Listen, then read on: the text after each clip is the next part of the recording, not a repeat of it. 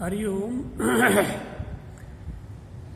आचार्य द्वितीय खंडस्य पाठ्यक्रमे निर्धारिते वैयाकरणभूषणसारे फलव्यापारयोर्धातुराश्रये तु तिङ्गस्मृताः फले प्रधानं व्यापारस्तिङ्गर्थस्तु विशेषणम् इत्येषा कारिका यस्तने दिवसे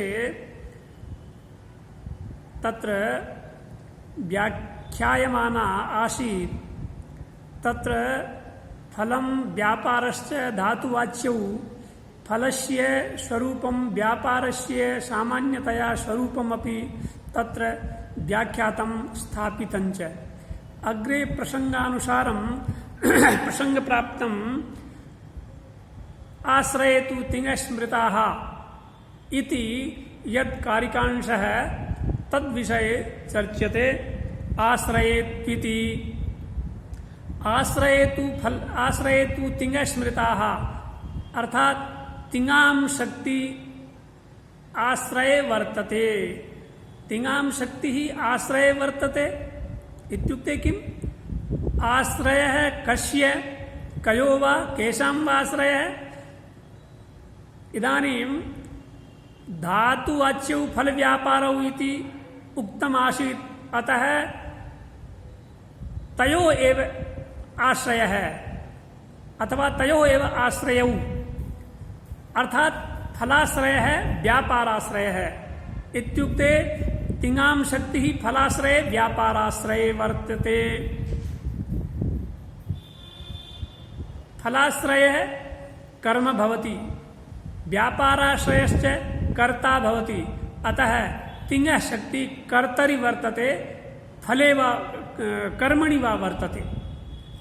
यतो हि व्यापारः कर्तरि तिष्ठति, अतः व्यापाराश्रयः कर्ता भवति। फलं च कर्मणि तिष्ठति, अतः फलाश्रयः कर्म भवति। एवं उक्तम्। अतः उच्यते फलाश्रयः कर्म, व्यापाराश्रयः कर्ता। तत्र फलाश्रयः व्यापाराश्रयः इत्यत्र फल व्यापारौ इत्यंशौ तु धातुलभ्यौ। यतो हि फलं व्यापारस्य अर्थ फलं धातो अर्थः धात्वर्थः, व्यापारश्चापि धात्वर्थ एव। अतः फल व्यापारौ धातुलभ्यौ, अतः आश्रय मात्रम् अवशिष्यते। तत्र आश्रय एव तिङ्गशक्तिः। अतः उच्यते फल व्यापारयोर धातुलभ्यत्वात्। फलम और व्यापार धातु से लभ्य हो गए, क्योंकि धातु का अर्थ फल और व्यापार है। तो फलाश्रय और व्यापाराश्रय इस पद में या इस शब्द में फलाश्रय में से फल और व्यापाराश्रय में से व्यापार अर्थ धातु लभ्य है, क्योंकि धातु का अर्थ है अभी निरूपित करके आए हैं। तो धातु लभ्य होने के कारण से तिंग की शक्ति उस अंश में नहीं है, अर्थात फल और व्यापार अर्थ में तिंग की शक्ति नहीं है। तो फिर किस में तिंग की शक्ति है? तो का आश्रय मात्र में उसकी शक्ति है। क्यों? कि अनन्य लभ्यो ही शब्दार्थ है। शब्द का अर्थ होता है अनन्य लभ्य, अन्य किसी शब्द के द्वारा जो लभ्य नहीं है वो अर्थ प्रकृत शब्द का अर्थ हुआ करता है। अतः फल और व्यापार चूंकि धातु लभ्य हो चुका, अन्य से लभ्य हो चुका, अतः वो अर्थ तिंग का नहीं हो सकता। तिंग की शक्ति उस अर्थ में नहीं हो सकती। तो फिर किस अर्थ में होगी? तो का आश्रय मात्र अर्थ में होगी। फलाश्रय में से आश्रय, व्यापार आश्रय में से आश्रय, आश्रय में तिंग की शक्ति हुई। इसी बात को ये मूल कारिका में कहते हैं। तत्र फल व्यापारयोर धातु लभ्यत्वात् न तिङ्गस्तदंशे शक्ति ही। तिंग है तदंशे इत्युक्ते फल व्यापारांशे फले व्यापारे च न शक्ति ही। कथम न शक्ति? अन्य लभ्यत्वात्। फल व्यापारयोः अन्य लभ्यत्वात्। फल व्यापारौ धातु लभ्यौ खलु, अतः धातु लभ्यत्वात् अन्य लभ्यत्वात् न तिङ्गः तदंशे शक्ति ही। तत्र आश्रय है तिङ्गर्थ है इति आयातम्। आश्रय है शक्य है, अतः शक्यतावच्छेदकम् आश्रयत्वम्। शक्यम अथवा शक्य है, आश्रय है। अतः शक्यत्वम आश्रयत्वम, शक्यतावच्छेदकम आश्रयत्वम वर्तते। तच्च आश्रयं त्वं तत्तत् शक्ति विशेष रूपकम। कर्तृशक्ति, कर्म शक्ति, कर्तृत्व शक्ति, कर्मत्व शक्ति इत्येवं रूपेण तत्तत् शक्ति विशेष रूपम वर्तते इति सुबर्थ निर्णये वक्ष्यते इत्युक्तम्। इदानीम् एतदायातं यत् कर्तृकर्मणि अथवा कर्ता च कर्म च तिङर्थभूतौ, तत्र इदानीं पुनः प्रश्नः, अन्वयोः आख्यातार्थत्वे किं मानम्? अनयोः इत्युक्ते कर्तृकर्मणोः आख्यातार्थत्वे, अर्थात आख्यातार्थः कर्ता कर्म इति यत् भवता उच्यते तत्र मानं किं, प्रमाणं किं, क्या प्रमाण है? अब यहाँ ये एक बात विशेष ध्यान देने की है कि वैयाकरण धातु का अर्थ फल और व्यापार मानते हैं, तिंग का अर्थ कर्ता और कर्म मानते हैं। नैयायिक धातु का अर्थ फल और व्यापार मानते हैं, किंतु कुछ नैयायिक तिंग का अर्थ कृति मानते हैं। कृति में तिंग की शक्ति है, कर्ता कर्म में नहीं है। उनके हिसाब से कर्ता कर्म प्रथमांत पद से गृहीत हो जाता है। मीमांसकों के यहां धातु का अर्थ है फल और तिंग का अर्थ है भावना, जिसे हम व्यापार कहते हैं। अर्थात हम जिसे व्यापार कह रहे हैं, हमारा व्यापार तो धात्वर्थ है, किंतु वही धात्वर, वही व्यापार मीमांसकों के यहां भावना नाम से जाना जाता है और वो भावना तिंग का अर्थ है, तिंग लभ्य है, न कि धात्वर्थ के रूप में। ये विशेष ध्यान देने की बात है। मीमांसकों के यहां तिंग का अर्थ हो गया भावना, नैयायिकों के यहां तिंग का अर्थ हो गया कृति और वैयाकरणों के यहां तिंग का अर्थ है कर्ता और कर्म। अब यहां कर्ता और कर्म के विषय में विशेष रूप से मतभेद है।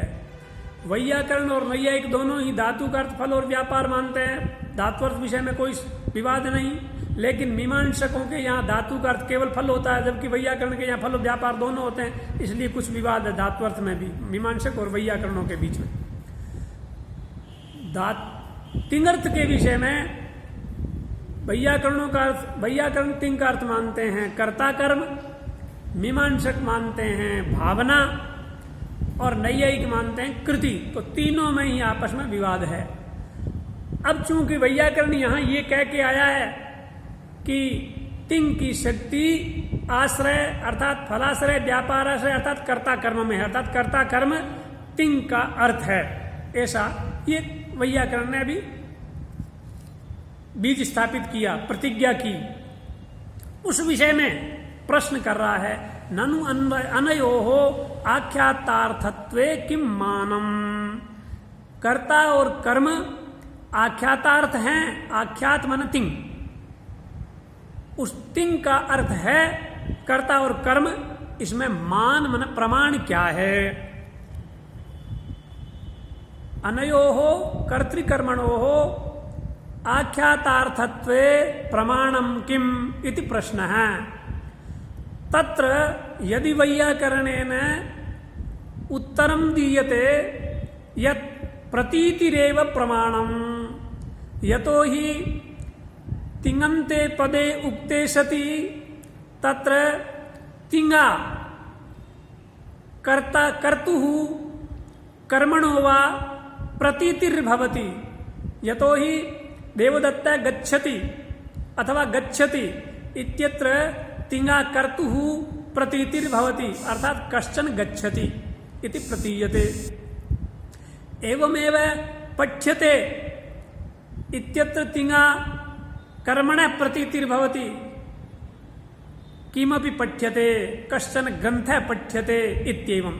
अतः प्रतीतिरेव प्रमाणम इति उत्तरम यदि वैयाकरणेन दीयते तदानीं प्रश्नकर्ता पुनः पृच्छति न प्रतीतिस्तु लक्षणया अपि संभवति यतोहि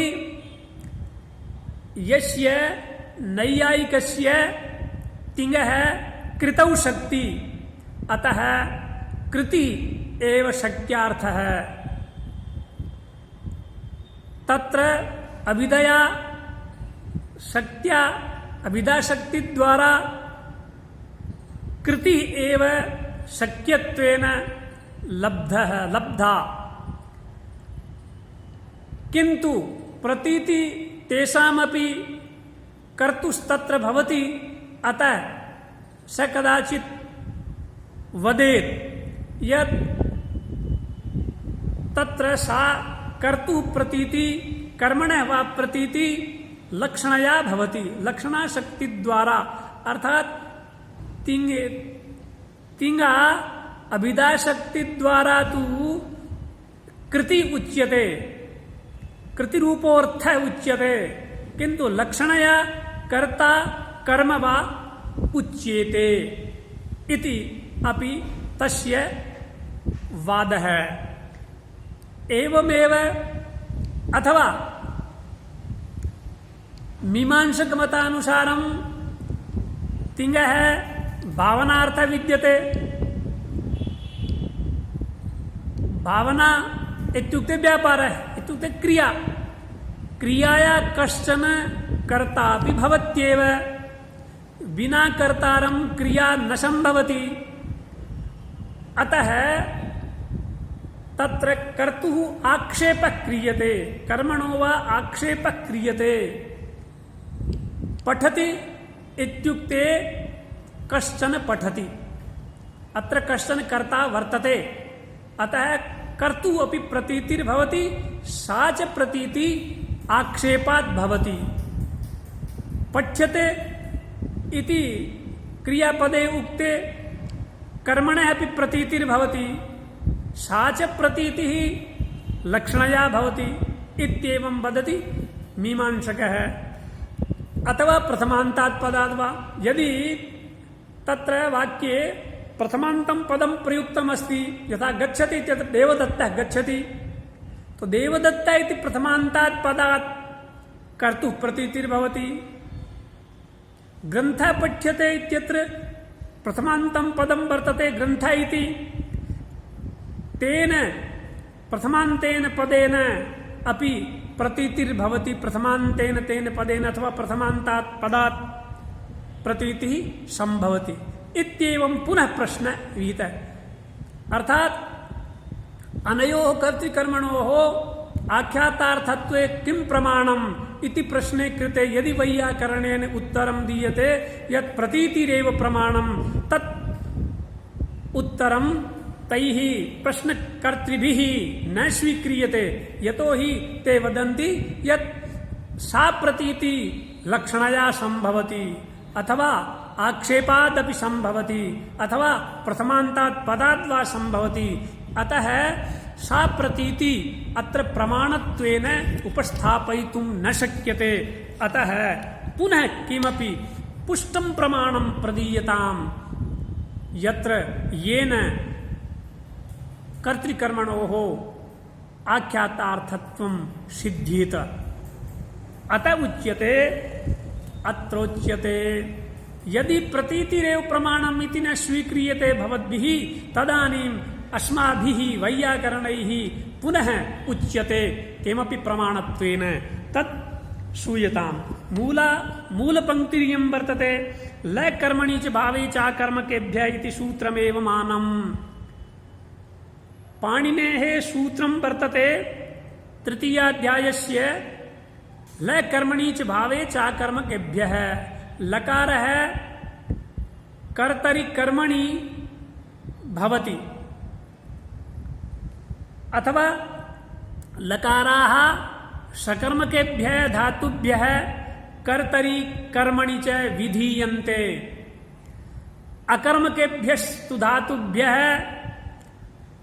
भावे कर्तरि च विधीयन्ते इति तस्य सूत्रस्य अर्थ है।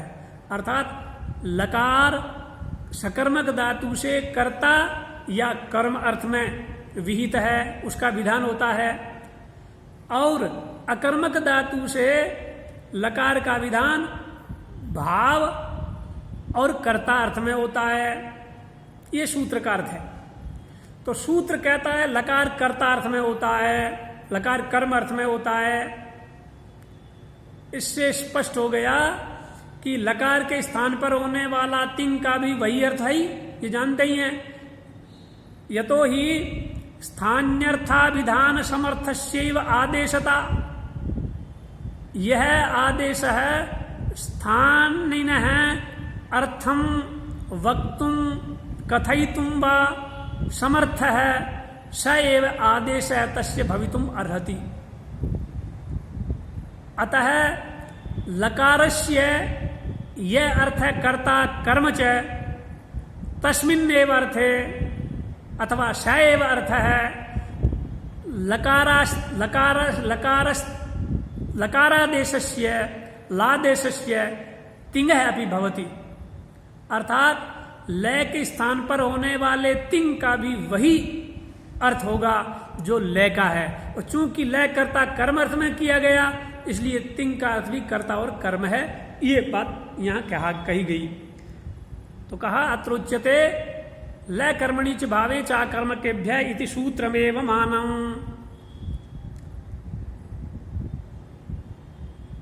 इदानीं पुनः प्रश्न यत् अत्र सूत्रे तु कर्तृपदस्य उल्लेख एव नास्ति, कथं लकार कर्तरि भवति इति उच्यते भवता।